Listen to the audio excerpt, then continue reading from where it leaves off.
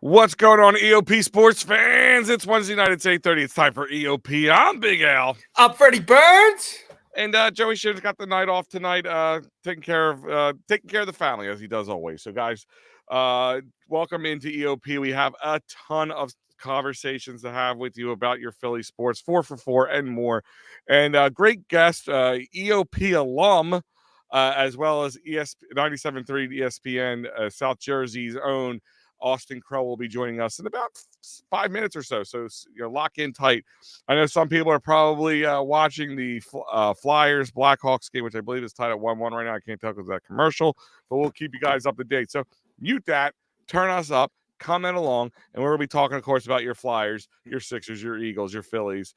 And we're going to get into a little bit of that Sixers talk more with Austin when he joins us.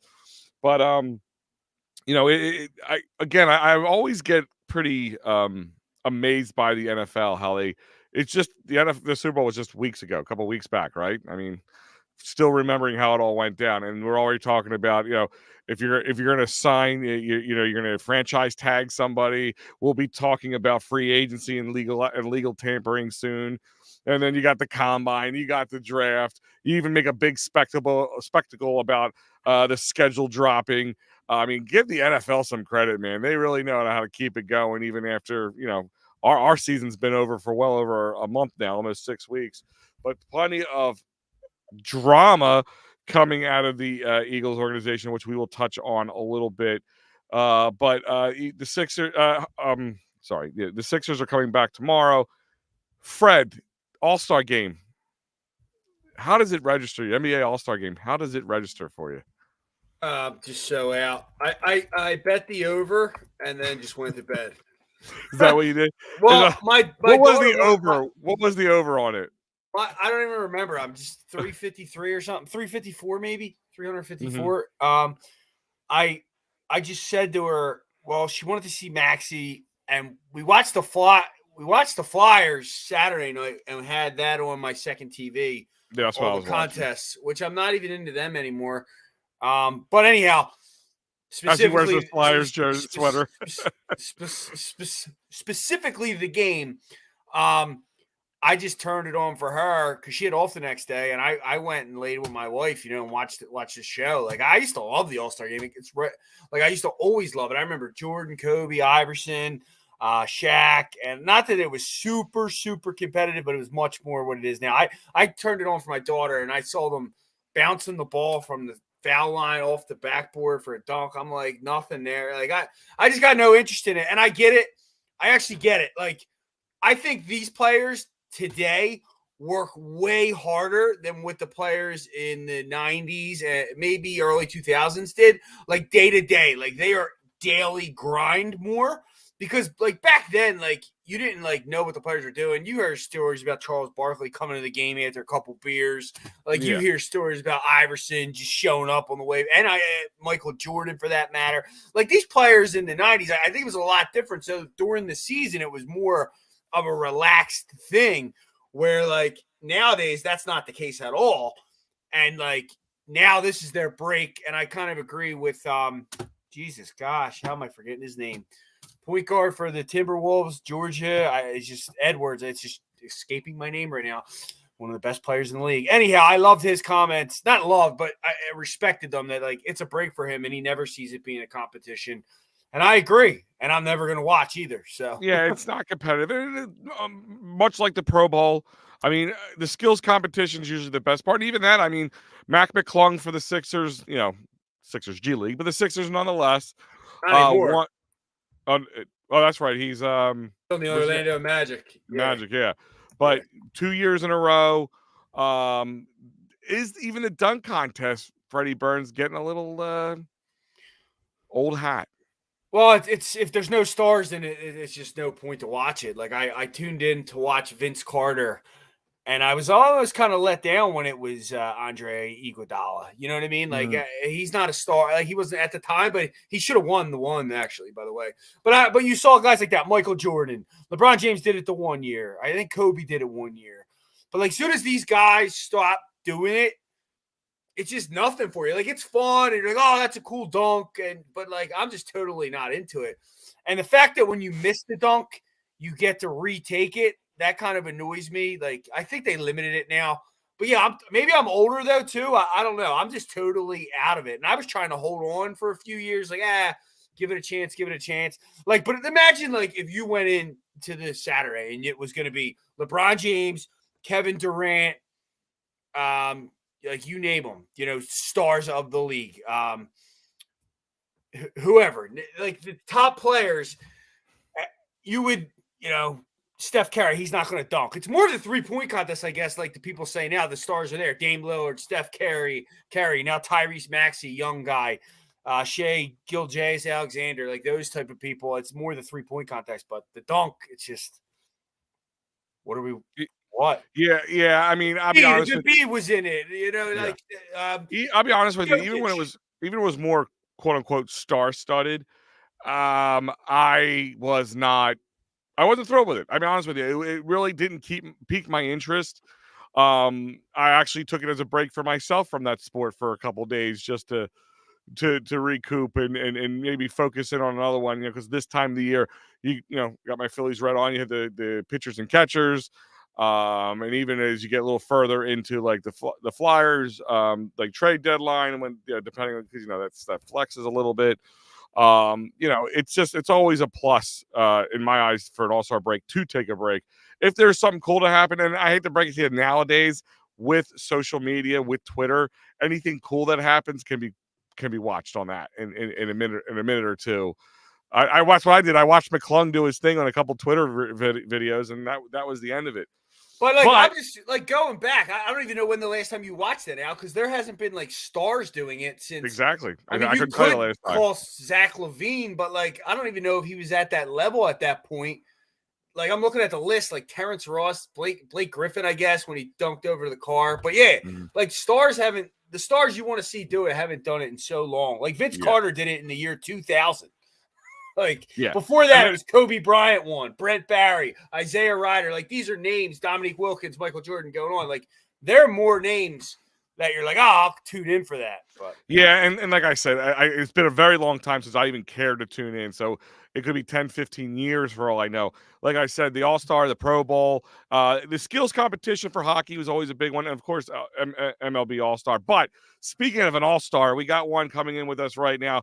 We got Austin Krell. Like I said to you guys coming in here, EOP alum, as well as now on 97.3 ESPN South Jersey, covering the Sixers as always, doing a great job. Austin, what's going on, buddy? Not much. Thank you guys for having me tonight. Oh, it's good to have you back. Good to talk to you. It's been a little while, but talk about a roller coaster ride of a Sixers season. Everybody very high on this team, high on expectations, with everybody kind of going into the season with, we'll see what happens. Maybe it's a transition year. We're not exactly sure. Joel Embiid playing even better than he did last year in his MVP season. And then, of course, having the injury, and then everything kind of seemed to drop off. And then a little of an unwieldy trade deadline with the Sixers. Some things made sense, some things didn't 100% make sense. And figured we had to bring in an expert like yourself in on that. So my first question to you is, with the Sixers and their struggles of lately, of course, not having Joel Embiid has been huge, but let's talk about other, injuries. Are what we seeing a culmination of all the injuries, or is it just really the Joel Embiid missing factor with the Sixers struggles as of lately? I think just the general clunkiness of the way they played before the trade deadline was largely a product of not having like actual rotation NBA players on the court for you. I mean, like no disrespect to the guys that were playing. It isn't that they couldn't play. It was that they should not have been playing as much as they were. Like a lot of guys were overextended in the minutes they were playing. They were also playing against other teams' starters when they are better suited, and they look better playing against other teams' backups. So, you have a lot of guys out there who just don't have complementary skills for Tyrese. And so he's trying to make things happen. There are like 2 or 3 bodies on him at all times, because teams know if we shut him down, we pretty much stall out their offense. And so what you saw before the trade deadline was largely a product of not just Joel being out, but as many guys as they had out, all of them being out. And then as soon as they made a couple moves at the deadline, they cobbled together a couple games where like this It's like an actual professional basketball team. They even beat Cleveland, who had been on a 9-game winning streak. So specifically with the injuries, can you talk about the impact? And I think kind of fans and people are really forgetting how good Nick Batum was when he's on this court, as well as DeAnthony Melton. I think he's had his struggles early on in the year, but he's a good player, and them being out, the impact on the offense or the team, really, offense and defense. yes, I mean, I thought that like kind of one of the telltale signs of what they really thought about Joel and his prognosis for the rest of this season would have been if they decided to move Batum at the deadline, or if there was any kind of like talk about him being moved at the deadline, just because that would signal like one of the best complementary forwards in the league to Joel. If that guy is available, that pretty much tells you like, hey, they don't think he's going to be back.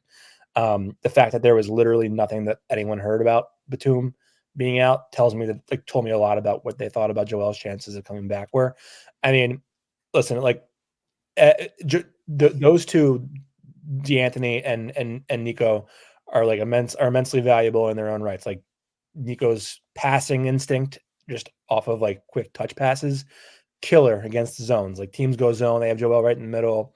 They make a cross court pass. The zone shifts. Boom, Joel's right there. He makes the pass. It's easy bucket. A lot of guys in this team can't make that pass, as simple as it is, for whatever reason. And so those are the type of plays like where you don't really think about it much in the moment because it looks so simple, but yet Nico's feel for the game is just immense. And then his ability to shoot with very little space and to space the floor for Joel has been sensational. DeAnthony is not always the best shooter or most consistent shooter or ball handler, but when he's hitting them, he's hitting them in bunches. But I think like the real way that you feel those guys being out is with Joel not being able to play. Your defensive strategy basically shifts from there's Paul Reed in the middle of the paint, and that's supposed to be a deterrent for opposing offenses. It's not like Joel, but he's supposed to function as that type of body. How do we really get stops here? And that is like you pressure the ball, you get length on the perimeter, and you keep guys from making passes inside, from driving on you. You put pressure on the passing and driving lanes. Not having two of your longest defenders on the perimeter in Nico and DeAnthony, the Sixers were like lining up for like target practice every night. It was like, okay, who's going to get slaughtered next? Who's going to get driven on next? So, and you saw like a bunch of the issues kind of all come together at once, because when you don't have that pressure on the perimeter, teams are just going to get dribble penetration against you. And then suddenly it's, okay, we've cracked the interior on Philadelphia's side. Oh, this guy just slid in from to help. Now we have a shooter open over there. So like you saw Mikal Bridges like you saw the Nets hit a bunch of threes in the game that they beat the Sixers. The Mavericks got a ton of threes up in the game that they beat the Sixers. The Warriors got a bunch of threes up in the game they beat the Sixers. A lot of that comes from penetration on the perimeter because you don't have the bodies out there to fortify that defensively. And you talk about injuries, and this is the first time a lot of the team members have been healthy. Melton, Batum, and Harris all were able to be healthy and practice today, full participants. One name is one of the newer guys to the Sixers, Kyle Lowry. What do you see the role for Kyle, even with guys maybe coming off injury, maybe Melton not being 100%? Do you see Kyle Lowry starting at all, or is it just he going to be a bench player or a role player? What do you see with Kyle Lowry? I would guess that at least for tomorrow against New York, he'll probably start because DeAnthony is out. But I think largely they're thinking about what do we want our playoff team to look like, and that's what Daryl Morey said at his post-trade deadline presser. Is like we have to start thinking about winning games now, but also winning games in 2-3 months from now when we're in the playoffs. And so like everyone loved Patrick Beverley. He was a great cultural fit for this team, for this city. He's become a bit of a jackass since he left, honestly. But he was very good when he was here. I was very complimentary of his game. I thought he had give more on offense than I knew he had. Fact of the matter is that he just did not get enough threes up next to Joel to make that spacing work to where you could have been like, I can trust this guy in the playoffs for 15 minutes a game or even more if we're playing him next to Tyrese. With Kyle Lowry, if nothing else, he's going to get up a ton of threes, and he's going to give you a little bit more of that of that defensive versatility. and or not defensive versatility, but offensive versatility in that he, can attack a closeout, he can drive, and he'll make plays that Patrick Beverley, quite frankly, didn't always make correctly. Some of the things that Patrick Beverley does, like jumping to make a pass, like things that veteran guards simply can't be doing. Kyle Lowry is going to attack a closeout if he sees the guy coming too fast. He's going to take a lot of contested threes. So he's a better fit offensively, even if like his best days defensively are behind him. I still think it's a better puzzle piece. And so when everyone was up in arms about the trade, I thought it telegraphed, number one, that they knew Kyle was going to be here. And number two, it was like, this is a slightly better piece. And I think all in all, you're largely getting the same player in terms of impact at this point in their careers. I would have piggybacked. I had another question, but Patrick, I was going to wrap up with Beverly, and I want to just pick, since you mentioned him being a jackass, which I agree with. Do you think, as I watch him talk and say incorrect things, like, do you think the fact that he does grab the clipboard as soon as he's in Milwaukee, like Nick Nurse is like, you're an okay player, but I'm kind of tired of you talking. Like, I don't want you talking all the time, that type of thing. Like, I feel like he's making the case as he continues to talk, not here anymore, for a reason for him to not be here. Or do you think it's strictly basketball? So I think, number one, like in this day and age, players have really embraced the podcast platform, if not just for their comfort of being able to talk amongst their coworkers and their friends. At least now it's like, hey, we have a chance to build sponsorships and, and like partnerships that are our businesses beyond the court. So I think when you have that environment where guys are podcasting now, they're going to say some more things that maybe they wouldn't say off on the record to reporters. So like Pat Bev gets traded.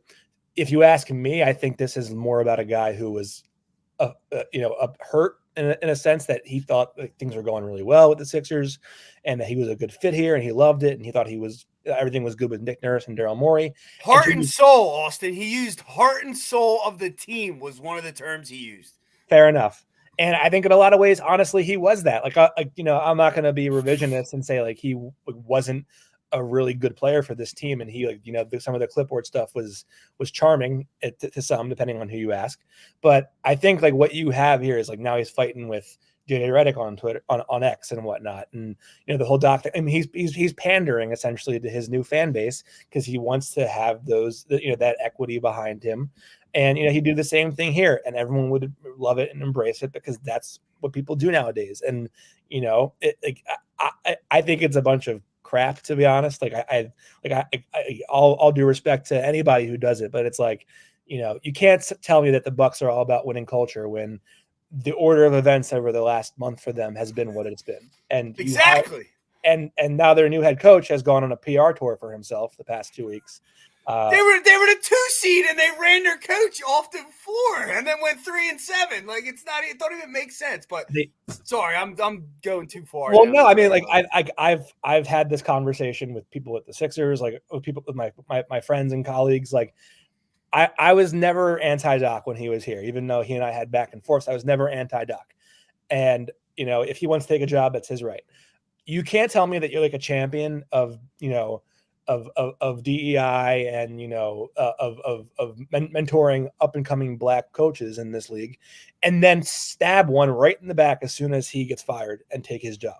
Like you could have just said, no, I don't want to take that job. It's a bad look optically. I don't comfortable doing that. That guy confided in me and consulted me as a mentor, and I don't want to just take the job from him that he lost. Instead, you take it and then you tell us how hard it was and how hard it is to coach Giannis and Damian Lillard. And how, I knew this and that. And, I don't want to hear it anymore from that guy. And I don't want to hear how he's, this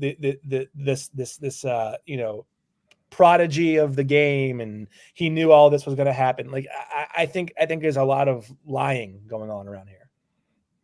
Absolutely. And hey, listen, he did it here. Why wouldn't he do it there? But let's talk about some of the young guys. Let's talk about and as this team struggles, the young guys get a chance and they do what they do. Let's talk about Ricky Cancel for a second. are these guys the real deal or have the ability to be the real deal? Or is it just kind of smoke and mirrors going around us because of some of the downward, trajectory the Sixers have been on lately?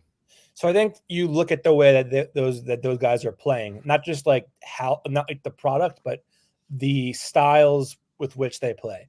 Ricky is very much like, I'm going to crash into the basket. I'm going to get physical with you.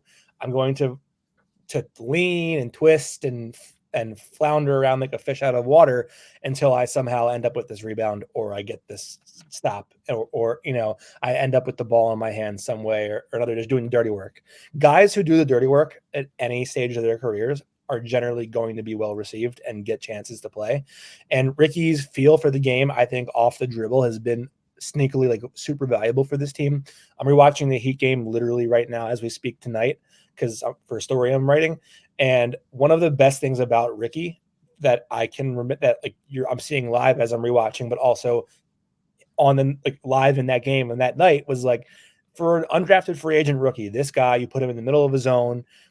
Zone defenses are very difficult to play against in general because they're rare and you're not really used to playing them in the NBA. This guy slots right in the sweet spot of the zone, gets the ball, and is making dump off passes to Paul Reed at the rim. Like that's like high level stuff. And those are the type of things where it's like, okay, this guy understands how to play. His feel for the game is really good. The only thing that you don't know, and at this point I would say is a concern, is that shot. It's not good looking, and the results reflect that. He's going to have to make some adjustments to that, and if he doesn't make adjustments to that, he's going to have to shoot it enough in practice to where his feel for shooting that ball in general is fine, despite the ugly mechanics. So he, I think, has a chance to stick. Kenny Lofton, his body type concerns me because as crafty as he is, undersized, but also not he's a big dude, but he's not strong. Read between the lines there, what I'm trying to say. Mm-hmm. Big dude, not exactly like the buffest guy. Big in other ways. And then Turk, a lot of offensive skill, but not an NBA body yet. So there are bits and pieces there that they've gotten together and that they can think, hey, these are like foundational role players that we can piece together and put in the middle of this roster and see how they develop. But I think in terms of helping the team right now, probably only Ricky's that guy. Will Darius Bazley get any time or tick with signing today or yesterday? I think they made it official yesterday, maybe. I'm glad you asked because they just texted us literally a second ago that he's going to sign to Delaware for tomorrow's game against Grand Rapids. So no. He will be. Well, they're going to recall him right after that game, apparently. So maybe he'll be available per se in Philly tomorrow night. Will they use him after he played earlier in the day?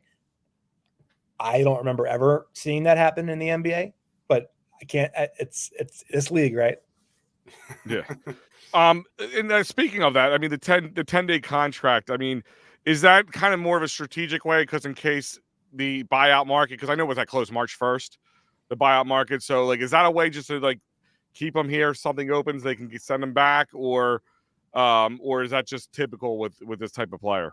Well, I think it's not necessarily this type of player, but it's typical with when you need a Band-Aid really bad, and you need bodies on the roster that can fill a need. You typically then throw 10-day contracts at free agents or young guys in the G League. You might want to test out hey, can this guy fit what we're trying to do schematically here? I think there's a chance that Nick Nurse is going to go smaller with his lineups after this All-Star break. And I think there's a chance that we see some Nico Batum at the 5, just to see if they can make some things happen with the spacing and open up the offense that way. But Bazley has been, testing a small ball 5 and he hasn't been a proven shooter by any stretch, but that's an option that they could look at. A couple of years ago, 10-day contracts were really big because of COVID specifically. Teams were without half their roster on a moment's notice. So the Sixers, for example, signed Tyler Johnson to a 10-day, and I think he hit a 3 against Toronto to help win a game down the stretch. So I mean, those are typical contracts that you give when you're in a pinch. 28 games left. They finished the break 10 games above 500. Do you see the end of the season shaking out around 500? What are your expectations for them to be coming to the break? Because if they get to 500, they'll be 46-36, which last 2 years at least is right around that 6-7 seed. So they could be in the play-in. Yeah, I mean, I think they're going to have to do a lot of work just to tread water. Their stretch coming out of the break is ridiculous. They play New York, Cleveland back-to-back, then on Sunday afternoon. So they play Milwaukee. So 3 games in literally less than 4 days, which is very difficult, especially when you factor in the competition. That's just an example of how tough the stretch is going to be. I think there's a chance that they're going to lose ground for sure. It's a matter of can they get lucky and win on the nights that the teams that are behind them lose, so they can at least, gain full games. There's certainly a chance they fall into the play-in. I wouldn't rule it out at all. There's a chance that they could even crawl up to the 4 and maybe figure some things out, and suddenly they win 3 or 4 games in this stretch somehow, and they're right back in the middle of home court advantage. I wouldn't put anything past this team at all, unfortunately. I wish I could, but I can't. And so, but I think the big thing with their mindset is, like, we don't really care what we do in the regular season. Everyone has told us they don't care about what we do in the regular season. We've proven all we can prove from October to April, May. This is about getting Joel back as healthy as possible, because they think they have the best player in the league, in the world. And if that's the case, they'll take their chances in any series against any team. Do I think they would want to play Boston in the first round? No. But do I think they would be scared of Milwaukee or Cleveland in the first round, 2 versus 7, 3 versus 6? No, I don't think they'd be scared of that. All right, well, here they have a lineup here. They got the Knicks tomorrow, Cavs on Friday, Bucks and Celtics. Of course, Bucks is the return of Doc Rivers. So I'm going to ask you the hardest question of the night right now, Austin. Number 1, do they have a video or some sort of tribute for Doc? And number 2, is everybody booing? I would be shocked if it wasn't like it may not be Ben Simmons level boos when he comes back, but I think there's going to be a pretty emphatic negative response. Will they have a video tribute? They didn't have one for Ben, so I don't know. Ben left as more of a villain than Doc did. They might. It wouldn't surprise me if they asked Doc, hey, what do you want us to do here for this? Because if they do a video, he's 100% going to get just destroyed. And I don't think, and I think that would open up questions, and then he's going to talk more and promote himself more. And I think it would be classic if they did do a video tribute of just his post-game interviews with all his Docisms, if you want to call them that. Like that would be classic trolling. Hey, it was a video tribute to all the time he was here. How about all of them mic'd up times of him in huddles? Like, come on, guys. On, guys. Let's do this. We totally forgot to say this real quick. Buddy Hield impact. That was a huge trade thing. I don't want to hold up your time, but no that in there. I love Buddy so far. I think he's been phenomenal. I think there's a chance that he has a JJ Redick type lift here because of the way that he fits with not just these players that are available right now, but with Joel when and if he comes back. So that guy's going to keep getting up shots.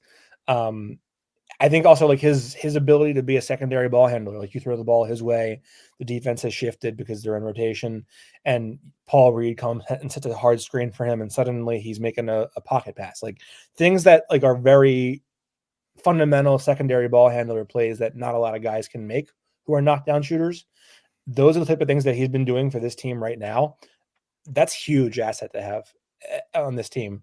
And if the way that he's played thus far, I think there should be a strong interest in him being here more than just the second half of the season. Absolutely, guys. He is Austin Krell. Check him out at NBA Krell on X now, Twitter, whatever the heck you want to call it nowadays. Also at 97.3 ESPN South Jersey. Austin, anywhere else they can find you if they're not looking hard enough? You covered it all. All right, guys. If you're not following him for all your Sixers news, you're sleeping at the wheel, my friends. Austin, it's always good to see you. We'll have you back again, of course, and keep up the great work, my friend. Thanks, guys. All right, Austin, take it easy, brother. Guys, yeah, check out Austin Krell. He is the man. Like I said, EOP alum and also killing it over at ESPN 97.3. Guys, remember that was brought to you by PhillySportsTrips.com. That's right, PhillySportsTrips.com. Taking over Brazil for the Eagles game. We all know about it. Your once-in-a-lifetime opportunity. You're going international with Philly Sports Trips. You want to go to London to check the Phillies out, you have that option. You want to go to Brazil and go for the Eagles. Even Germany and another England trip for MLS fans of the Union. Check them out. Go to PhillySportsTrips.com. Of course, they have all the spring training games and all those great options for you at PhillySportsTrips.com. I'm going to say it one more time, PhillySportsTrips.com. And guys, let's get to some of these comments. I know we missed a few coming into it. Mikey P, what's going on, buddy? Blake was a fraud. He jumped over the hood of the car. I saw other dunker jump over the roof of the car. Yeah, I was, again, not impressed by it. I don't know. Not that I was impressed, but that was the last time I was referencing star players in the league at the time. You're right. But I kind of equate to the Grand Canyon. It's cool, but I could care less about going to see it. That's how I look at it. Angry Ant, what's going on, my friend? Cruz Ruiz, what's good, guys? First time viewer, Cruz, thank you for joining us. Remember to hit that subscribe button. There's plenty of EOP action still to come tonight because the Flyers are up 3-1 on the Blackhawks, and there will be a post-game show coming out you later. I believe it's Pat and Mike tonight taking on the Flyers post-game show. Daniel Berry, as always, my friend, what's going on? And Quentin always, I think Joel Impede cares about stats, MVPs, and etc. That was going to the comments along with Pat Bev from earlier and Ian bringing us up to speed on the 3-1 from Garrett Hathaway, giving the Flyers a 3-1 score in about a little less than 4 minutes in the second period to go. So let's shift gears a little bit here, Freddie Burns, and head over. And what do you want to talk? I'll let you choose. You want to go into Eagles talk right now? It don't matter to me, man. I know you're itching for your Phillies. We're Phillies. Yes, we're gonna save that. We'll say that towards the end a little bit, but let's talk about the Eagles. And like I said, the Eagles, NFL, give them credit for what credit is due. They can do an amazing job of making you want to stay in it all year long, even just weeks after the Super Bowl. But we brought up an idea of talking some free agent options that you would like to see. Freddie, I'll let you kick it off tonight. Well, yeah, me, you, and Joe each going to do a free agent every week, and Joe's out, but he did leave someone. But I'll start with my guy, who I'm intrigued about. I don't know if he's definitely going to be available, but as it stands now, he's an unrestricted free agent, and that's Kyle Duggar of the New England Patriots. I think he's a I love them coming out of college. Not that I watched him in college, but as far as the combine and the highlights, I was all about drafting him. He's very versatile. He ran a 4.49 back then. He's 6'2", 220 pounds. He put on a little bit of weight. Very good safety. A hole for this team that I continue to see year after year. I'm not a big Reed Blankenship guy. I think they probably end up releasing Byard. So I really think he's a young enough guy, 28 years old, that will come in and fit Vic Fangio's system. Vic Fangio likes linebackers and safeties. This guy, not that he can play linebacker, but he can move up in the slot, contribute that way, and be versatile back and forth. Last year he had 109 tackles, third on the team for the Patriots, 6 tackles for a loss, 2 interceptions, 7 pass breakups, 1.5 sacks, a forced fumble. Started all 17 games. He's had 9 interceptions over the past 3 seasons. I just really like him, and he's got the athleticism. His coverage is so-so. The only odd thing I would say is there's rumors he'll get franchised, which is about $16.2 million a year. But then if you go look at Pro Football Focus, out of the 95 safeties in the league, they have him ranked 68. So I'm curious to see if he actually does get franchised by the Patriots, because they haven't held on to a top 3 pick since 2000. I think one player since 2013. They always move on after. They never re-sign them. But it's a new regime with Mayo staying, and he's the defensive guy, so he would want to keep his guys. I'm curious if he ends up staying in New England, but I think Kyle Duggar would be a great fit for Vic Fangio and the Eagles. Yeah, so sticking with the Vic Fangio theme and sticking with, I think this defense is going to retool itself massively. I think there's going to be a lot of turnover. They're going to drop who they can change who they can change, and rebuild as much as they can, and probably do it in a very economical way, I guess a good way of putting it, like more bang for their buck. And there's a couple guys that I look at, but the one I bring to you tonight is Andrew Van Ginkel. Why do I bring you Andrew Van Ginkel? Well, number one, he played under Vic Fangio last year in the Dolphins. He's a linebacker, which I believe where Howie will make up for his mistakes will be more there than in the draft. So, and see, talk about a big linebacker. He's 6'4", 242 pounds. He's a big boy. On top of the fact that you said it yourself, versatility. He's also in that sweet spot. He is very much in that sweet spot with a 28-year-old. Like I said, he had very good production under Vic Fangio, with the Dolphins. Looking at it right now, he had 11 games, 69 tackles, 1 interception, 6 sacks, which was a career high for him. He's a 5th rounder in 2019. And with the Dolphins being $52 million over the cap already, they'll most likely let him walk. So he will be one of those more available guys. He'll be one of those guys more affordable in that price range they would like to pay and be able to move forward. Yeah, that's a good one as well. And then finally, Joe's not here, so I'll speak for him. He went with Dalton Schultz, tight end. 27 years old. I'm reading verbatim what he said. Should be relatively cheap. The Eagles started looking at tight end when Ertz was turning 30. Dallas Goedert is now 29. Questions with Kelsey retiring and right guard. Schultz is a really good blocker too. He would serve as an extra lineman at times. I don't know about interior lineman, but at lineman, I guess on the outside there, he is a reliable pass catcher and two times a season to get some Cowboys revenge from when he's with the Cowboys. I'll piggyback off that. When he was with Kellen Moore, he had his best year as a Cowboy. It was, what was it? Like 78 catches, 808 yards, 8 touchdowns. And, this year, one thing with the Eagles is I don't feel like they used Dallas Goedert as much as they possibly could have or should have. So regardless if it's Goddard or they bring in Schultz, hopefully, based on Kellen Moore's track record, we'll actually use the position. But I certainly would love to see the 2 tight end set of Schultz and Goddard alongside, Devontae Smith and A.J. Brown. It would make this offense exciting, no doubt.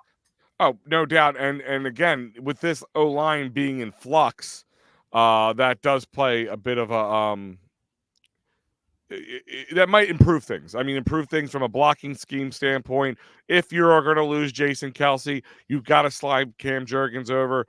Is Tyler Steen the guy? Do they look at anybody in the free agency, or do they draft their next guy? All that plays a factor in it. I mean, Jack Driscoll is a free agent, so this O-line being in flux, which we're going to talk about in a moment, is a big reason to look at a big body tight end who can block. Absolutely.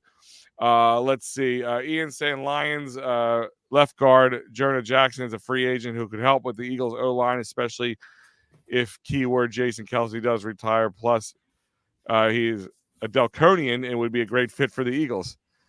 I did not know that.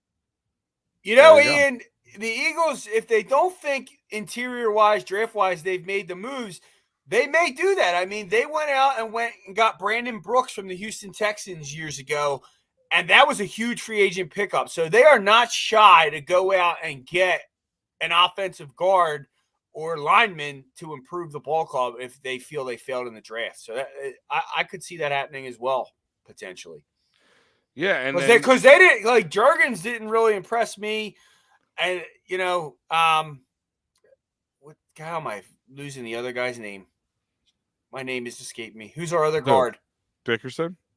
Jesus, Landon Dickerson. He's good at times, but I'm not overly impressed with him either. So I don't think they'd move on from Dickerson. Certainly not. But, whether they move Juergens over or not, I think guard, it may be an issue because the interior blitz was a problem too. Like, I know Hurts wasn't reading the blitz well, and they weren't calling plays, but the line wasn't amazing either, especially up the middle. Yeah, and the other question is, I mean, Landon Dickerson is still one of the highest rated guards in the NFL right now, but he's got to get paid soon too. I mean, that's the other thing. A lot of these guys, we've been high on these young guys. You got Dickerson, you got Devonta Smith, you got guys who are going to need to get paid. And if you're going to bring another guy in like Jackson, he's going to get paid right guard money, which is a little less than the rest of them, but still you're looking at $15+ million a year. So it really does depend if they want to keep it affordable in-house, use a guy like Tyler Steen, who's on a rookie contract, who, and how do they feel about it? Like, that's the question. Like, because I have to imagine that the Eagles and Howie Roseman are in it to win it this year. This is not a quote unquote transition year where they'll put some guys in just to plug some holes. So that'll be interesting to play. And we're going to talk about that in a moment. But one of the big things lately has been, the Patrick Surtain conversation. He was a Pro Bowler, Dickerson. So yeah, and he's going to get paid like one. That's the thing is. So it really depends on how they really handle these contracts with the guys in house, plus what else goes on out of the house. But one of the other, pieces of news is the Patrick Surtain questions have been coming back up. Apparently, Denver has been open to conversation about Patrick Surtain. And Joe actually posted on their social media, 22nd overall pick, first round pick. If you would do it for a fair swap, almost like the AJ Brown type situation, do you take that for Patrick Surtain? 22 overall pick. I love Patrick Surtain. I think you're going to have to give up more than that, probably. So, yeah, for just that, yes. But I think they're probably going to want more than that. And then I would probably say no, and let's actually draft a corner successfully or attempt to draft a corner in the first round and maybe do it that way for once. There's always that. I mean, I agree with you. If it was 1-for-1, I would probably pull the trigger. It depends on what I don't see the Broncos letting Patrick Surtain go without getting, I don't call it a king's ransom, but something along those lines, like a well overpayment that you have to pay, and then you have to sign the guy too. You got to pay him. So there's a lot of caveats that go along with it. But have a guy like Patrick Surtain could change the complexity or the complexion of this defense pretty quickly. We talked about right here. Here's Landon Dickerson. He would love to stay here. He wants to have my whole career. He says, I'm absolutely love it here. Me and my wife love it here. It's our home. We live here in the off season. We're not anywhere else. So, I mean, he's putting it out there. Sign me, Eagles. Make it worth my while to hang here. And I would love to see Landon Dickerson. I was big on him coming here. I know a lot of people were worried about his injury history, but he's definitely played through a lot of these things and has been, for the most part, an Iron Man in these situations. What are your thoughts on Landon Dickerson? I mean, he's a Pro Bowler and he's a very good guard, but I've the penalties sometimes get to me, the injuries. I also want to see him and really the whole line without Jason Kelce calling out the protections. There's a lot that goes into Jason Kelce that I'm not 100% sure how these other players will react if he's not there kind of helping them. Yeah, listen, the fact that you don't have Jason Kelce, it does change a large part of this team. The personality of this team is number one. The leadership of this team is another one. But like you said, like, it's just what he does is not something you can easily replace, even with a vet or a young guy. Mike's saying here, just draft a young guy like the Eagles did with Bobby, Lito, Sheldon, and let them grow. Yeah, Mike, I tweeted this, like, I don't even know. Like, I feel like I'm at nauseam. They haven't done that since 2002. They had Bobby Taylor and Troy Vincent, two Pro Bowl corners there, and the Eagles had a perfect chance to do this last year. They could have drafted two corners early and then just had them play behind, and then they could have just moved on from Slay and Bradbury, but instead they went the other route, re-signing them. I couldn't agree more, Mike. Well, the problem is The last time they made a homegrown guy and he was good was at this time. Was Alito Shepard time. Like that was the last time they had anybody in that position who they built from the ground up. What do you mean at this time? At the time he played, I mean, it's Sheldon's time. Like Sheldon, Lito Shepard, all those it was guys. Like the year 2001, dude. It was like 23 years ago. When was the last time the Eagles really had a homegrown corner? Or, I got you. Yeah, that's what I'm saying. It's insane that they don't even attempt it. That's a problem. Obviously, they can't though. Like that's my point. Like they just don't try. Al Joe Banner's the one that did that. They have they drafted a corner in the first round or the second round? No. He sucks at drafting. He's a horrible drafter. He's just not good at drafting. And it's not going to happen. I don't think.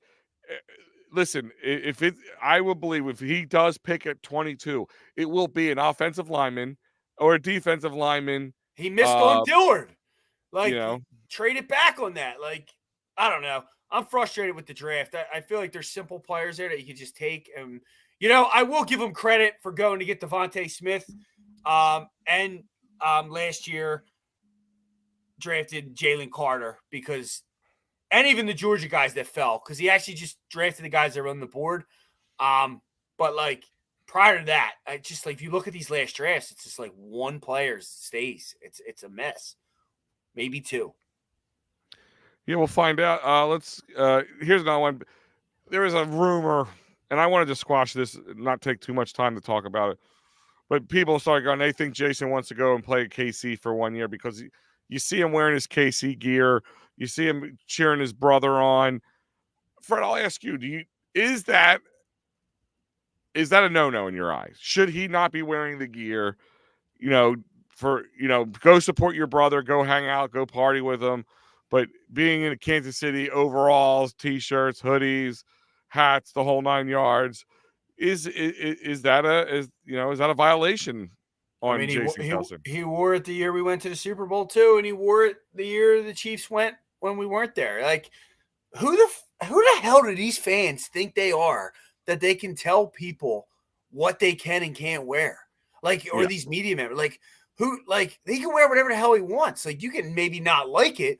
And that comment was based on E-Rock, who just made a tweet, an observation, like throwing it out there.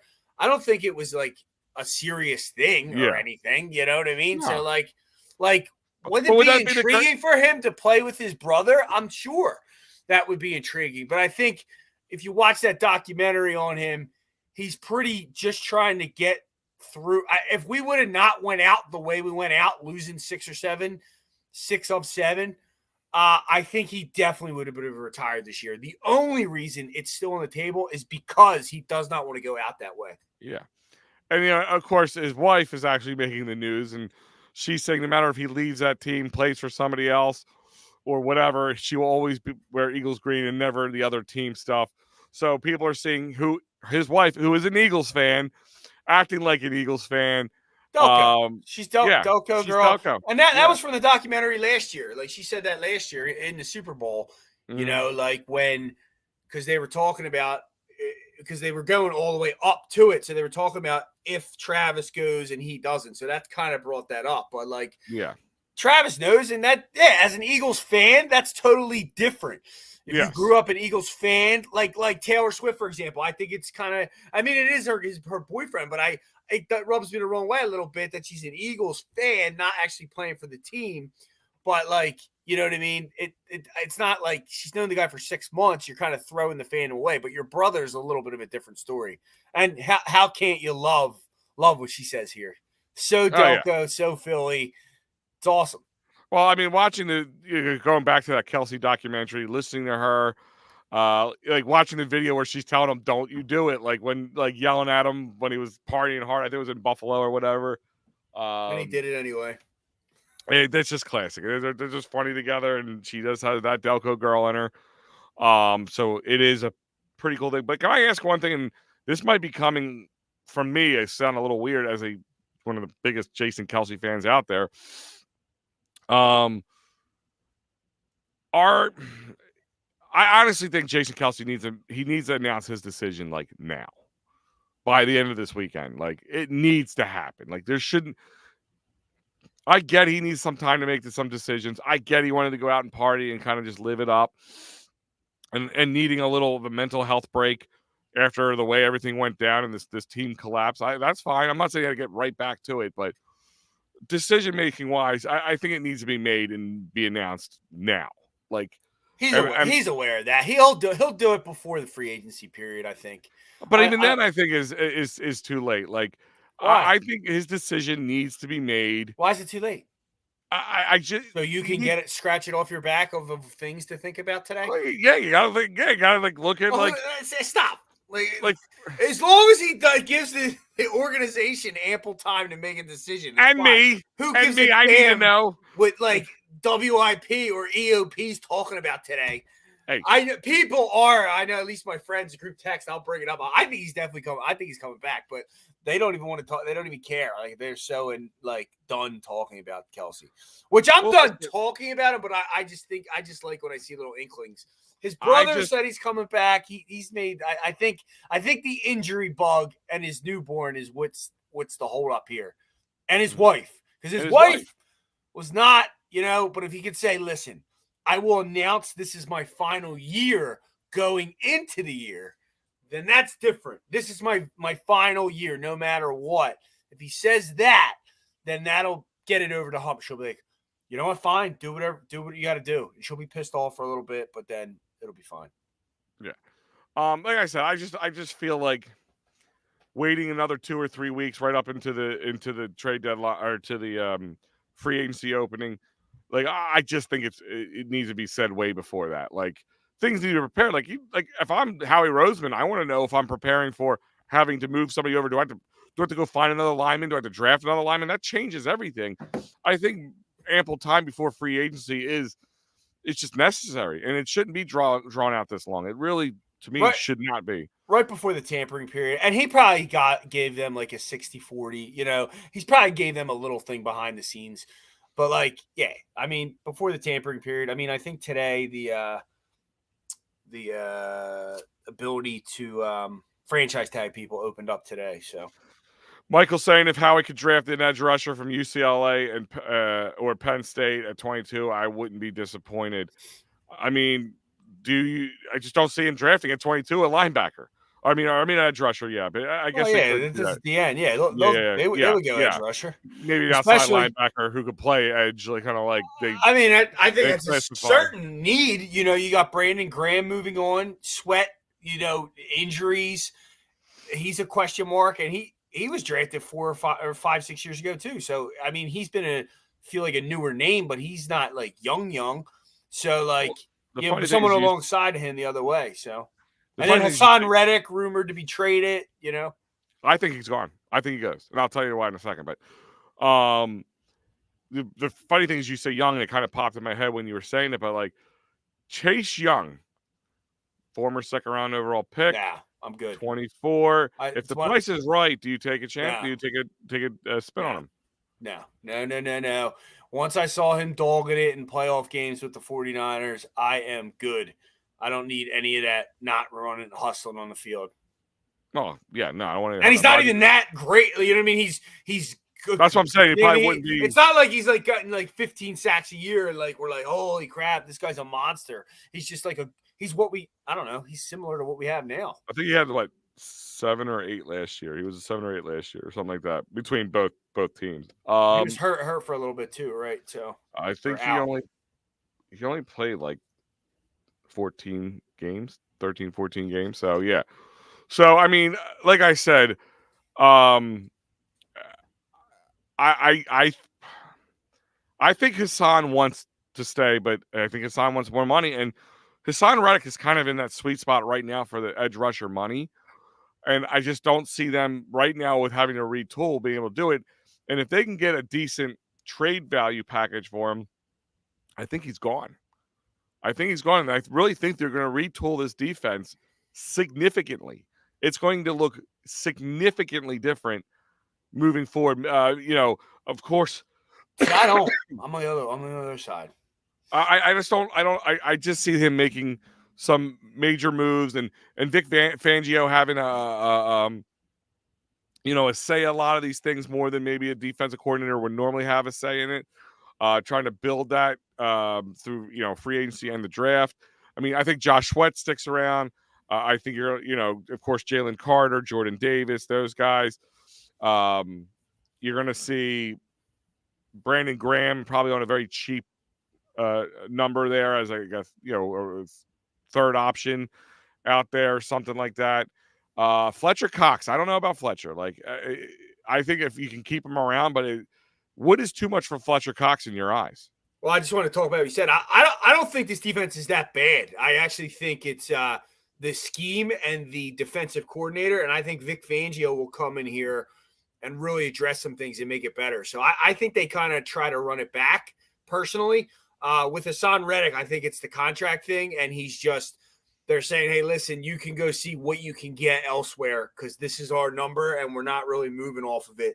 And if he can't go find his number elsewhere via trade, then he's just going to play it out. I don't think they necessarily want to trade him either. They'd rather him just play the year. But as far as Fletcher Cox goes, that is the big question mark because he actually did play well. And he took a pay cut last year, and he could go get a good amount of money elsewhere. You know what I mean? Not a long-term deal by any means, but, he could. Is he worth? He was the only one that showed in that playoff game. And is he worth $10 million a year? If Jordan Davis is going to play like the way he did, then yes. Like, unless they can draft, but Milton Williams was tremendous as well in that playoff game. So, maybe he fills in for Jordan Davis.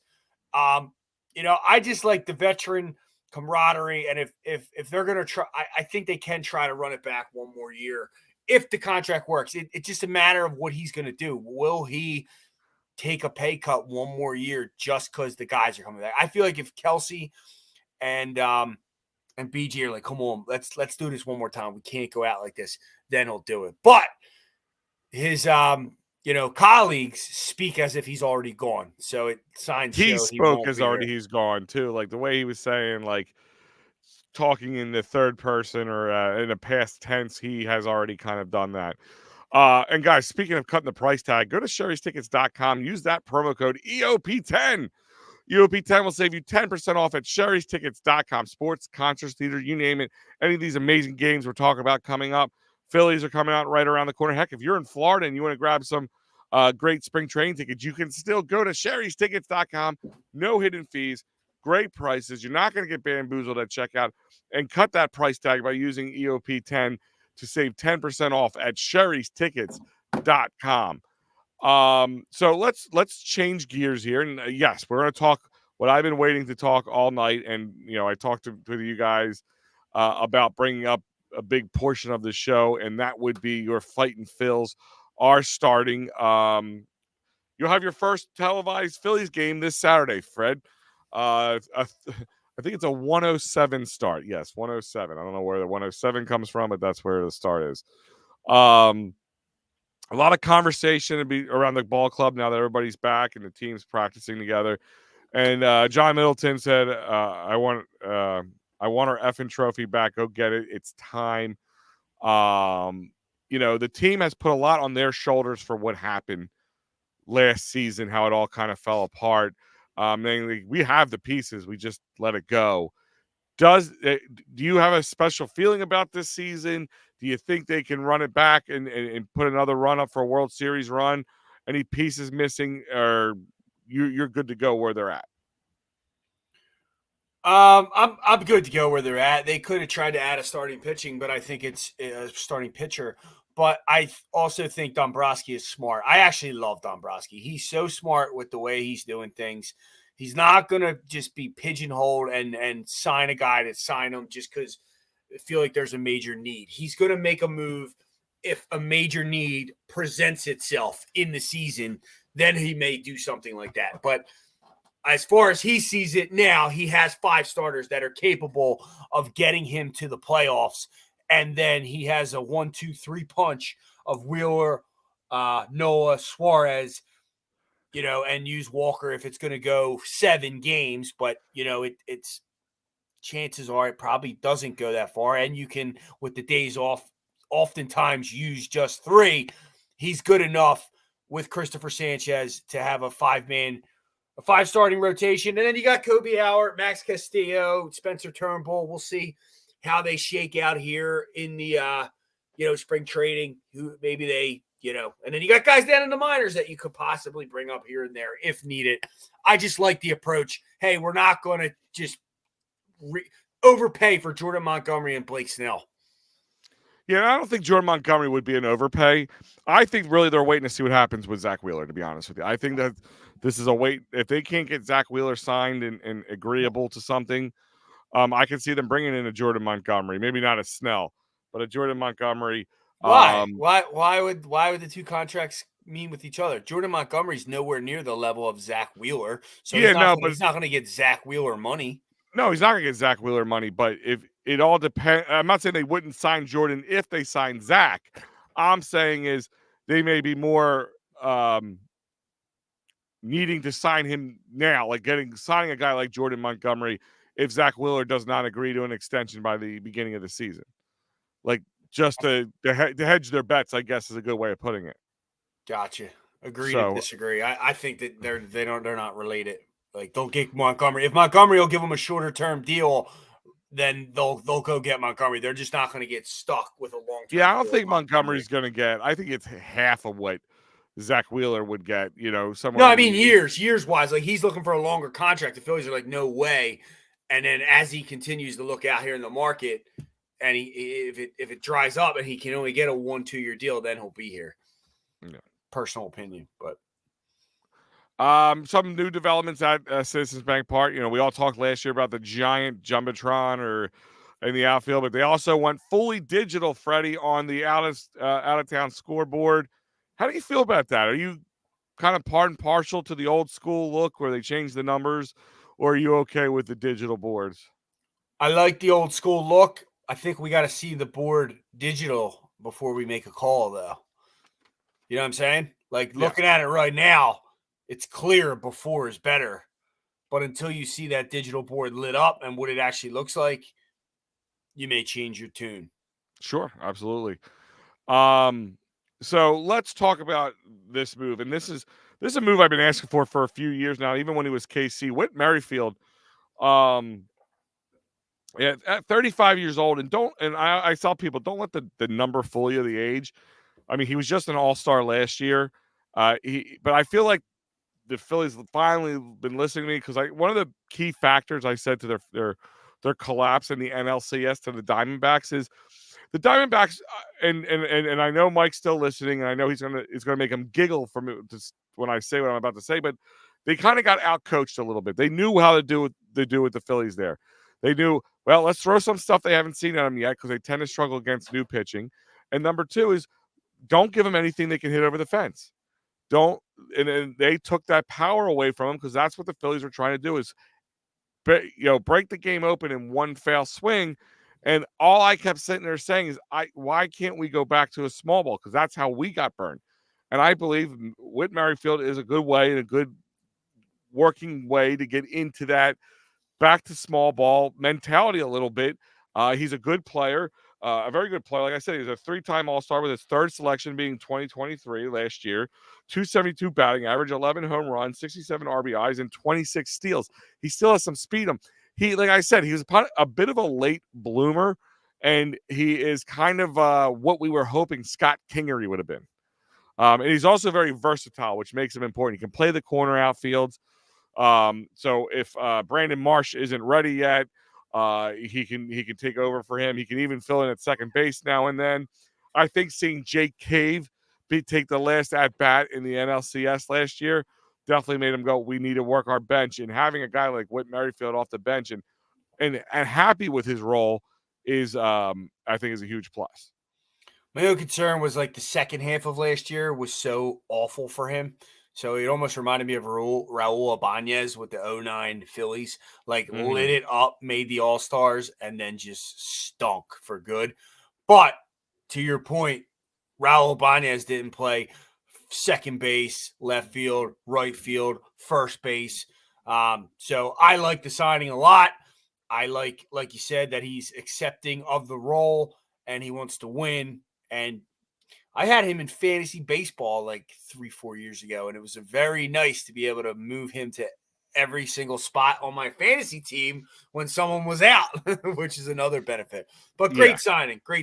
Winning player seems like all based on all the comments. So I'm with. Yeah. It was a good signing. Dombrowski, the man. 1 year, $8 million. You know, you're not breaking the bank to do it.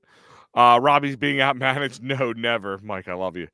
Witt had over 500 bats last year and an all-star, so I hope Robbie knows what to do with him. Yeah, I think you're going to see a pretty regular dose of Whit Merrifield. I mean, not just from a bench piece, but I think you're going to see him definitely, you know, giving guys days off, keeping guys fresh. I think that's one thing that they really looked at, especially from the pitching aspect. Guys like, you know, who just kind of lost steam maybe later in the season, especially late into the postseason. You know, we saw bats get cold, and they had it. You know, and you had to have Johan Rojas, you know, bat in that situation. So, you know, I really think him not just being a typical utility guy, and not an everyday player, but more often than a utility guy will be seen. And I've been a big fan of Witt for a while. I like when about 2000. I don't know, 2021. I remember asking to have him here when there was talks about them trading him a couple times. His name kept coming up. 21 was probably that year. Yeah, he kept his name kept coming up. Bases. He can steal bases too. Yeah, I mean, he had 26 last year, 35 years old. That's still a pretty good task. So, and you know, like I said, you know, guys like him, he is a gamer and he wants to win. And that's the thing is, he brings that even more wanting to win mentality. He will probably fit in with the culture of this locker room. And I think, again, I like the fact that these guys, these players are taking the onus of, hey, we want to win. It's on us. Let's get this done. We are the ones who have to get this over the hump. One other thing they said on him, which Dombrowski had said, is when they interviewed Toronto, one thing that Toronto thinks they probably did was overplay him. They should have pulled him back some, and I think that's why the role is going to fit even better. Knock those 500 at-bats down to 300 or whatever, and let's have this guy fresh, ready to rock in the playoffs. And I think that's I think he accepts that role, which makes it even better, because sometimes guys go in there and not wanting to accept that role. Like, I want to play every day. No, don't tell me I'm getting tired or I lose a little of my gusto. But, you know, like I said, here's why am I Nick Castellanos saying I've been on a lot of teams, been playing baseball for 28 years. You don't have good team chemistry, your chances of being successful are basically zero. And I think that's going to be kind of the mantra of this season. To you know, it's all about the chemistry and keeping it going. And like Mike's saying here, as long as it's not Garrett Stubbs or Jake Cave pinch hitting at the end, but I like having Garrett Stubbs. I think he's a great backup catcher. I think he's a great chemistry guy. Hate him. You hate him? I'm on the hate train. I texted my buddies last year, like, I think he's like such a great backup catcher. I was with you. Once he made that comment about running into the water in Arizona, I'm so turned off. But to your other point, he's the DJ in the clubhouse. So yes. I guess you kind of got to keep him based on what Castellanos said. But I think I hate him now. I think I do. Do you think it's more not because of normally, but because you feel like he jinxed you a little bit? Like, shut your mouth. Like, you haven't won anything. You're a backup catcher. Like, just shut up with the like assuming we won the game. I'm so annoyed by that. Like, and now I look at him in a different way, because now I look at it like you're ruining things. You're talking a little too much. Like, just sit. And he really shouldn't have been in the video. Like, go F yourself. Like, he's like a prominent Philadelphia. I don't know. I don't know. Well, like I said, I remember being in the locker room at the end when they beat the Braves, and if anybody was partying the hardest, it was Garrett Stubbs. I mean, he was at the beer box on his head. And like Ranger Suarez. Ranger Suarez gets it in, because when he plays that next, like, you ever notice when they clinch, he back-to-back years, he has been the pitcher the next day after the clinch, and he has gotten rocked every game. I'm like, he's so hungover. You catch him singing it also.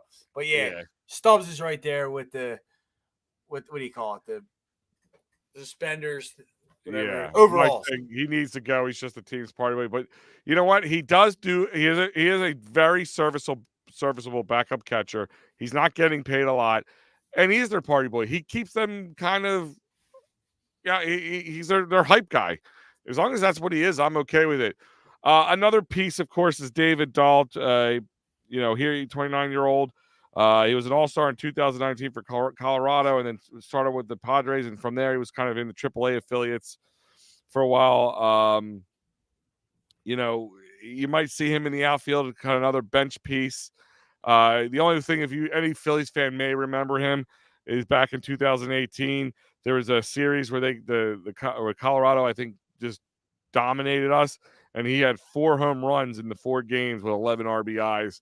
If anybody can remember that, but I remember when I was doing my research, I brought up that video. I'm like, oh, I forgot about this, and then it just brought it back up. So, life against yeah, us. right, exactly. Typical. Here's another piece of news that kind of broke the other day. That the Yamamoto lottery, apparently the Phillies made the biggest push for it financially, but he just didn't take it. And I felt a long stretch for him to come here, knowing that he said he wanted to work with more Japanese players. And a lot of these Japanese players like to be West Coast guys because, you know, flights home are a lot cheaper and getting family there are a lot quicker, and getting family there is a lot quicker. How are your thoughts on this, that he didn't take it even though he was offered the most? And are you happy or sad that he didn't take the contract? I'm in the middle. I don't care either way. I'm glad the Phillies did the best they could to get him. You don't want to be here, then all right, later. That's simple as it is for me. I mean, for me, I'm kind of glad because it's just. And listen, he could be a phenom for all I know, and I'm not saying he's not going to be. But for a guy who's never thrown a ball in Major League Baseball to offer him that kind of money, at least a guy who's in the farm system comes up and they give him a shot before he gets this big payday.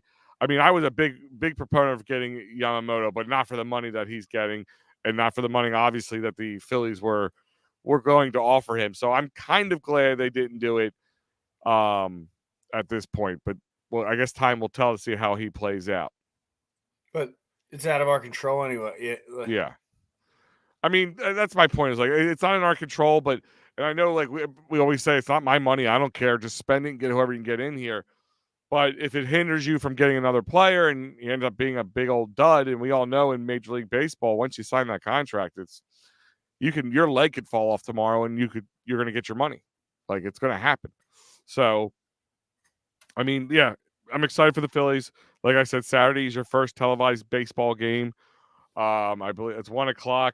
So, you know, and I believe the Flyers are 3:00 on Saturday. I have to look that up. So it might be a nice long Philadelphia afternoon, Philadelphia sports afternoon, and just gets you that warm feeling. So very excited about the Phillies. Any other Phillies points you want to make before we move on? Didn't you have some questions you wanted? You had said you mentioned World Series or bust, and yes. So I have. You're right. I had my other list here. Sorry, I have 2 lists going. So yeah, like, start with that. Like, how do you feel about this team? Is it a World Series or bust team for Freddie Burns? I think I'm off that in all 4 sports. I expect them to contend and contend for a World Series, but it can't get much worse than what happened last year. And I'm just kind of, I'm not going to judge things that way anymore. So no, I think this is a good team. It's built to win a World Series. They were 90-72 last year, and they didn't win a division. Got to the NLCS back-to-back years. And, people forget they got there with an awful start to the year. They had injuries. They started out 1-4 in the first, 57 games. At one point, they were 25-32, 57 games in, with multiple 5, 6, 7 game losing streaks, as well as win streaks, which kind of evened that out. They were only 7 games back at that point. and this team still battles and they're resilient and they come back. So, last year sucked. 2022 was a surprise. No one expected that to happen. So we went from like, oh, we're slowly building to like, oh, we're a World Series team now. I think they're still building this team. They added Trae Young last year, which was huge. They have a good staff. There's moves out there lingering. I think they'll make a move at the deadline. They've made their minor league system better now. They can't just drop players down and pick them back up. They'll get picked up in waivers. I mean, what, 12 out of the 13? Oh, they're all the guys on the roster. You can't waive it. Like Rojas would get picked up at this point. So I think this is a good team, a solid team, and they'll contend. And, World Series or bust. I would say I would be upset if they were like terrible this year. That would make me mad. But you get in the playoffs and win me a series and compete, don't get swept, I'm probably going to be happy. I'll be let down and upset, but I'm not going to be pissed off. Yeah, I'm going to disagree. I'm going to go with Michael on this one. I think it is World Series or a bust. I mean, this team is not like 2022 was a good time because they were kind of like just don't even watch them. Just wait till October. No, and then turn it on. I'm going to watch it. Hell no, don't tell me not to watch. I will watch all the Phillies baseball I want, but in my eyes, it's World Series or bust because. Listen, in 2022, you try to sneakily sneak in there and with maybe not a full complement of what they had this previous year, and just unfortunately came up short in the World Series, and then last year, it was a huge letdown when they obviously on paper were the better team, but got just outplayed and their deficits were used against them. The Phillies are not going to be taken for granted anymore. They are just not going to be taken for granted. The Braves are not going to sit there and let this continue to happen. So there is going to be a mark on them even further, even though they didn't win the World Series, but they might as well, at least in the NL, because I don't know if anybody's going to take the Diamondbacks as seriously in this situation. I mean, I guarantee you ask anybody who you think is going to be a big top team, like, do you think they even win their division? Diamondbacks? Probably not. Do you think they'll what happen again? Probably not. Most people would not feel that way. But the Phillies are going to have this target on their back, and the Braves are not going to let it happen. If they see the Dodgers, they're not going to. These are two good organizations of really good teams, really good players who come up short every year almost. But we can't bank on that. We can't bank on that, especially now. There is a target on your back. You're going to have a full season of Bryce Harper now. Who comes up short every year? The Braves and the Dodgers. Yeah. Gotcha. They have like these great, regular season records, between the two of them, but then they lose in the first, and it's great. It's like a stock you could definitely short every year and just know you're going to hit. Yeah, but like at one point, like things are going to change. They're going to change things up to stop that from happening. The Braves are not going to just sit. It's not going to just be like, well, we're a good team. We ran into a rough spot. We got to figure something out. Strider added another pitch, another curve to his curveball. He's changed it all, Fred. He's going to get you. He's going to get you. But, I mean, listen, the Dodgers continue to buy their team as much as they can. They added good players. They did. And but again, the Phillies are not going to be able to be the I'm not that afraid of them team. They weren't that great. They snuck into the playoffs. They didn't win the division. We'll see how they're not going to get away with that now. They are a real threat, even if they don't win the division. So I think this is a World Series or bust type team. Like this team is, in my eyes, got to be top in the NL. In the NL right now, what do you got? Like top 4 teams to win the whole thing, right? It's got to be. I don't know what World Series or bust means. Then I guess I'm misunderstanding. I know that they're built to win the World Series. If they don't win the world, if they don't go to the World Series, and it's not to me it's not a successful team as this team is coming up short at that point in my eyes. That's how I look at it. If they don't go to the World Series, this team is coming up short. Win the World Series. And win the World Series, yeah. So they lose to the powerhouse Dodger team. They're coming up short. Yeah. Yeah. I mean, listen, if it's the Dodgers and it's a Oh, slug. no. I mean, listen. No, hold on. I'm not making an excuse. I'm just saying I can see where you're coming from at Like that them losing standpoint. to But they Arizona was still, bad, but beating the big bad Braves last year was freaking awesome. So I don't know. oh, it was an amazing time. Most people would agree with you. I enjoy it all. It's so much fun, and Listen, I enjoy it too, and only one team wins. I love the. I'm just different thought on it now.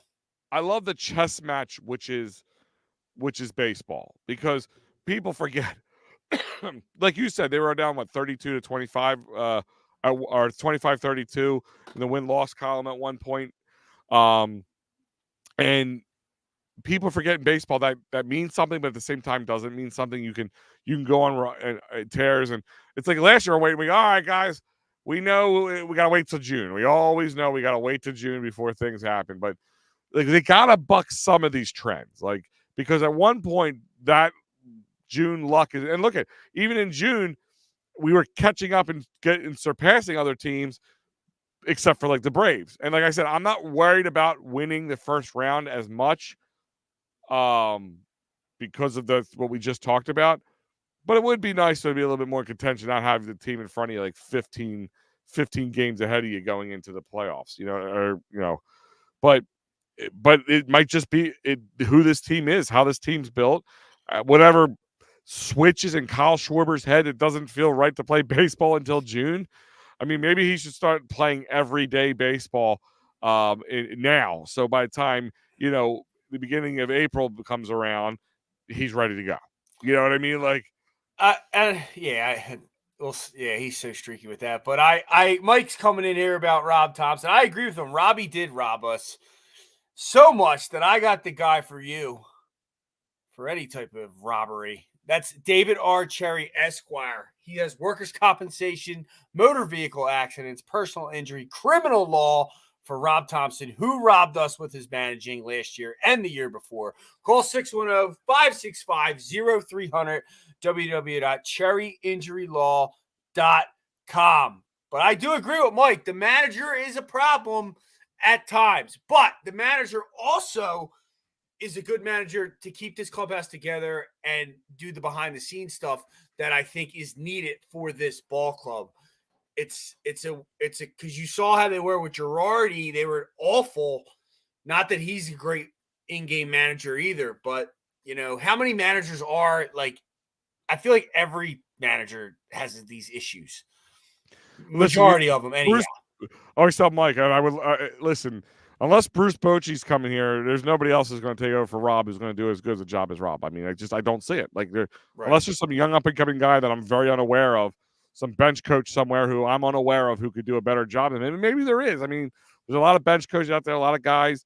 I understand. I don't understand his full hatred for Rob, but I understand, like what you said, there has been times that Rob has, and then there's an old coaching saying that players win games, coaches lose games, right?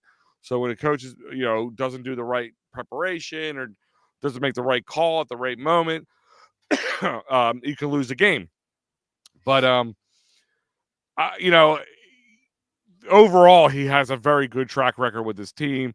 Overall, as his time as the head coach, his numbers are tops in Phillies history. So you can't argue those facts. But he did this team.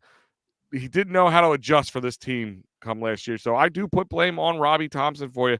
And I don't have the same visceral anger. He's so lucky that they didn't blow that game 5 when he put Kimbrel in the 7th. Like that. Yeah, that was a close one. That could have happened. That might have got him fired. That might have got if that happened. That might have got him fired. That I don't know. But real quick, guys, because we're getting to the end of the show here, and I want to change gears and talk to you because they are on right now as we speak. Your Flyers are up 3-1, and I just went to commercial for a second, but I think they're about 4 minutes left in the game.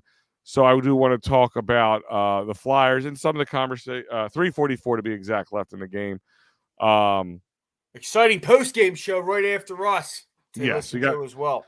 Yeah, clear the ice with Pat and Mike coming up. I will actually be on Saturday with Matty B covering the post game for that as well, and check it all out here at EOP Sports. So plenty to come here at EOP Sports. But you know, um, you know, they finally gave up the C, or gave the C, not gave up the C. Coots got the C. How are your thoughts on that, Freddie? Real quick before we get into it. Good move. He got his stones broken by Torts, and he earned it, and he wanted to come back. I think Torts said he was like a pain in the ass trying to come back last year, and he's just why not? Playing great too. Yeah, playing great. Playing the way we've seen him play in the past. And the other one piece here, Flyers conversation I want to have with you. Of course, the trade deadline comes up. I believe it was March 2nd, something like that. 8th. Torts, one thing I can respect about the current Flyers regime is they're very open and very blunt. Like the most open I've seen any professional sports team, especially in the Philadelphia area, be in a very, very long time. But they've talked about the trade deadline and guys, moving guys, trading them, bringing in other prospects. And here you go. You got Torts saying, I've talked to them. I want to show respect to them and not spring anything on them. The whole team knows where we stand. We always try to be transparent. What are your thoughts on that standpoint? Like, as an organization, I know it seems all sunshine and roses, but sometimes you got to make moves, even though they're just difficult moves. And what do you feel the moves that the Flyers do make at the trade deadline? Are they buyers, sellers, or just try whatever makes them a better team? Yeah, I think they have to be that transparent, especially if they're going to roll with a guy like Torts who's telling these players X, Y, Z. You can't be anything more than transparent. And I said it a few weeks ago when I was on, based on the comments you keep hearing from Torts, they are no doubt selling at the deadline. Like they will sell. They are not going to get caught up in this, they're certainly not buyers. They may stand pat if they don't get an offer they love and see how it shakes out. But I think Lawton is most likely gone. He's the top center available. They probably can get a nice package for him. They'll probably get rid of Sealer, any of the older veteran, Ristolainen potentially, if they can, veteran defensemen, and they'll bring young guys up. And you know what? That does not mean the season's over either. You saw the St. Louis Blues do something similar a few years ago and win a cup. They got their coach and best player and went on to win it. So, I mean, they weren't playing the way we're playing though either, but I don't think that means the season's over, but you do have to make the right tough call. You have to stay the course. We don't want to flash in the pan 2010. We want to build a franchise that wins year after year after year and is always there and actually wins cups and not just has playoff appearances. Because we would get smoked by Boston in a 7-game series. Like you start to get these top teams, like they have so much firepower that we're not even on that level. We're just a grimy team with no stars, good players that play their butt off, which makes them at that level to get into the playoffs. You can't get those stars without trading and drafting them. Yeah, no, I think I'm pretty much on board with you. I think I'm not going to sit here and just say they're just sellers, but I think they will also sell and trade based on what's best for this team, but for the future, not today, not just for this current season, but what's best for the future moving forward, even if it's trading for a good, younger guy, maybe who has a young vet, not a vet, but a young vet. Not a guy that's just looking for a run this year or a run next year, but a guy who can be good for 4 or 5 years going forward. But like you said, they are missing that star power. And they're also, we don't know what we have with Sam Ersson. So far, outside of that little skid after the whole Carter Hart news broke and before the All-Star break, there was something to worry about. Was he not able to be Batman, or was he only a good Robin? But so far, he since coming out of the All-Star break, he has been playing very well. And like you said, this team is gritty. And Ian, look, if anything, will probably be buyers. He's saying, I don't know if it's Ian. I don't know. You reading the papers, listen to the comments, Ian. That's not what they're saying at all. But I do agree with you, Al, that if they do buy, it would be a young guy. But like, how are they getting a young guy? Like the only way is like how they had to get rid of to get Drysdale here for Cutter Gauthier. You know what I mean? Like that's the only way you're getting that. You know what I mean? I would see what I see it is like a team who maybe is trying to get younger and maybe cap space. It maybe has a couple guys who are either going to be coming up for contracts and they want to move on from them, and the guys that we would sign to maybe extensions, things like that. Guys like that, they don't know if they'll be their part of their future, but could be part of our future. That would be in where I would see the conversation, possibly if they're going to buy. But I would lean, if I had to lean towards one more, they would probably be sellers or more standing pat in this situation. Definitely not buyers, Ian. Just joking with you, man. Thank you for listening. I appreciate all the support. Yeah, Leon, we always appreciate you. But that's about it, guys, because the Flyers are coming to an end here. So we're going to end it just at the right time. In about 15 seconds left, they're up 3-1 still, and it looks like it's going to end that way. So stay tuned for Pat and Mike. To probably going to be one of the most entertaining post-game shows you're going to find in anywhere. Hopefully Pat's awake. You never know. Crazier things happen with Pat. But check out all the great stuff coming up. You got tomorrow. You got Fly Like an Eagle podcast. The Sixers are back, so you'll have the Sixers post-game show. Union, or they're coming back too, so you have the attacking third. And of course, Friday and Saturday and Sunday, just more EOP. Mike, as always, I want to thank you, Mike, because you're a great guy. You're always, I swear to God, Mike, I don't even know if you ever leave your phone or your computer, but a big supporter of EOP. We love you, man, and we appreciate you, as well as all you other guys, not just Mike, but all you guys are great. We appreciate you. Other than that, I want to thank our great sponsors at sherrystickets.com. Use that promo code EOP10 to save 10% off. Cherryinjurylaw.com. Go David R. Cherry for all your workers' comp, motor vehicle, legal needs. You're going to go to him. And as well as phillysportstrips.com.